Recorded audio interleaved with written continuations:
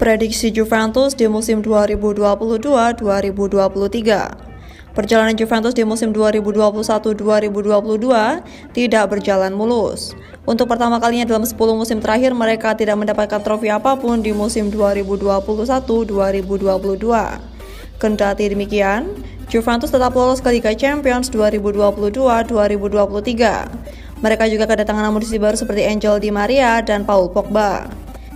Keduanya datang ke Juve dengan status bebas transfer, usai kontrak mereka masing-masing dengan Paris Saint-Germain dan Manchester United berakhir.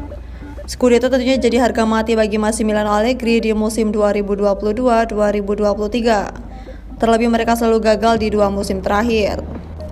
Paul Pogba yang kembali ke Juventus bisa menjadi pemain kunci bagi Juve. Begitu juga dengan Angel Di Maria yang baru didatangkan dari PSG. Kehadirannya diharapkan bisa menjadi solusi dari tumpulnya kreativitas di lini depan Juventus. Seperti diketahui, ini jadi problem bagi lini depan Bianconeri di musim lalu. Selain Di Maria dan Pogba, musim ini merupakan musim pertama bagi Dusan Vlahovic sebagai pemain Juventus dari awal musim. Pada musim lalu, Vlahovic mampu menorehkan 9 gol di semua kompetisi sejak didatangkan di Januari 2022. Menarik melihat performa Vlahovic sejak awal musim memimpin lini depan Juve. Sejak ditinggal Giorgio Chiellini dan Matthijs de Ligt, Juventus baru mendatangkan satu bek tengah yaitu Gleison Bremer. Tapi ada satu lagi bek tengah yang cukup menarik perhatian tifosi Juve, yaitu Federico Gatti, bek lama rasa baru. Gatti memang didatangkan pada Januari 2022, tapi dia tidak langsung bergabung dengan tim utama melainkan dipinjamkan kembali ke Frosinone.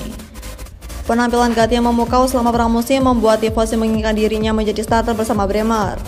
Mengingat Juve akan memainkan banyak pertandingan di pertengahan musim nanti, Gatti bisa saja dipasangkan sebagai bek utama oleh Allegri, apalagi jika nantinya dirinya bisa unjuk gigi ketika dimainkan.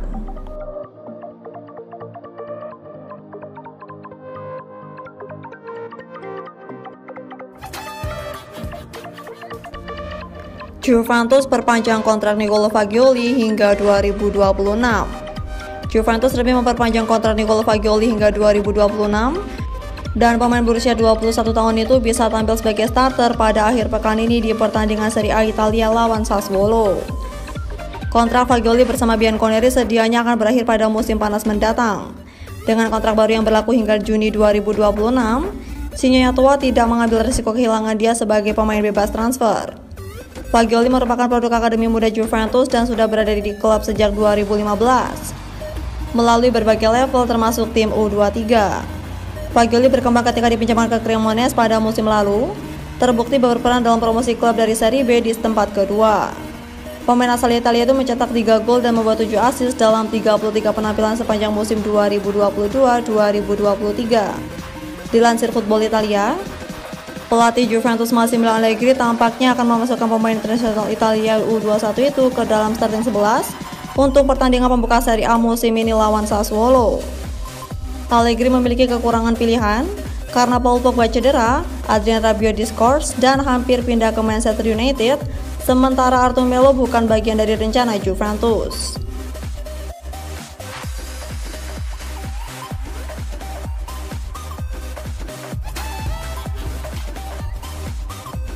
Juventus, sinyonya tua yang jago belanja.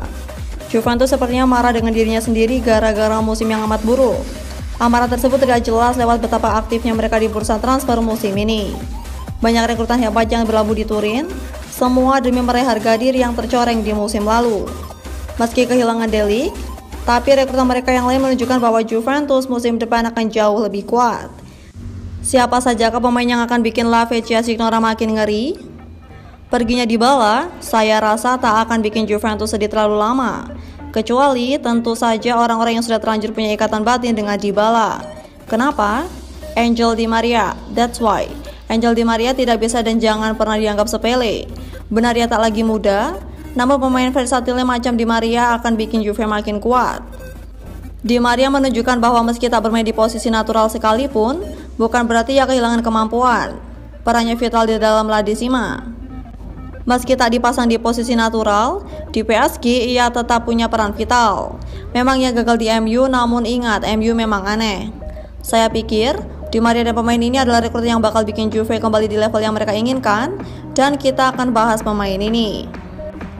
Pogba. Begitu hebat di Italia dan ketika bermain untuk timnas, tapi dia macam pesakitan ketika bermain untuk MU. Apa yang salah? Tidak ada yang tahu. Ada yang bilang Manchester United memang tak bisa mengeluarkan potensi Pogba. Ada yang bilang Pogba adalah masalahnya. Ia sendiri yang bikin pemainnya remuk atau mungkin keduanya. Pogba dan MU memang bermasalah. Namun, kini Pogba kembali ke Juventus, tim yang bikin ia dikenal di dunia. Melihat bahwa Juve tak berubah banyak secara taktis sejak ia tinggalkan, harusnya Pogba langsung nyetel. Perlu kalian ingat, Pogba versi Juve adalah versi yang paling mengerikan. Kalau Pogba beneran kembali ke level terbaik, tim lain perlu waspada, amat waspada. Namun, Anda gagal. Ya sudah, kita tak sekali ini melihat Pogba gagal, bukan? Di bursa transfer kali ini, Juventus memang harus kehilangan beberapa nama penting. Selain Paulo Dybala, ada juga Matthias De Ligt yang merapat ke Bayern Munich dan Giorgio Chiellini yang hengkang ke Los Angeles FC. Untuk mengatasi kurangnya personil di poros pertahanan, manajemen Sinyonya Tua memutuskan untuk merekrut Gleison Bremer dari Torino dengan kocek 47 juta euro atau sekitar 719 miliar rupiah. Juventus tentu sudah memikirkan banyak pertimbangan sebelum mau mengeluarkan nominal sebesar itu. Harap diingat bahwa Bremer adalah salah satu bek tengah terbaik di Serie A. Usianya pun baru menginjak 25 tahun, sehingga ia bisa menjadi bagian dari proyek jangka panjang tim. Dengan kualitasnya yang cukup mentereng, tentu tak salah jika Juventus hanya meresmikan kepindahan sang pemain dari Torino. Berlabuhnya Philippe Kostic ke Juventus ini bagai petir di siang bolong. Tak mengagetkan jika Kostic diminati banyak klub, tapi kepindahannya begitu mengejutkan. Tiba-tiba saja ia berlabuh di Turin. Kostic adalah fenomena. Gara-gara ia dan Jovic, sebelum diremuk oleh Real Madrid, Frenkie juga begitu mengerikan. Ditinggal Jovic pun gak bikin Kostic meredup. Sinar terang justru mengarah hanya ke dirinya. Banyak klub ingin merekrut Kostic, salah satunya West Ham. Beberapa tim besar juga sempat tertarik, namun Juventus lah yang berhasil merekrutnya. Dengan perekrutan Kostic, La Vecchia Signora bakal benar-benar menjadi tim yang mengerikan di musim depan. Rasanya terlalu prematur untuk bilang Juventus tak ada lawan di Serie A. AS Roma jelas jadi tim yang perlu diwaspadai, mengingat mereka juga sanggup merekrut pemain hebat-hebat dengan harga yang hemat. Namun, saya yakin kalau tim ini akan jadi lebih mengerikan ketimbang musim lalu. Juventus ibarat binatang buas yang terluka. Kau tak ingin melawan binatang buas yang terluka.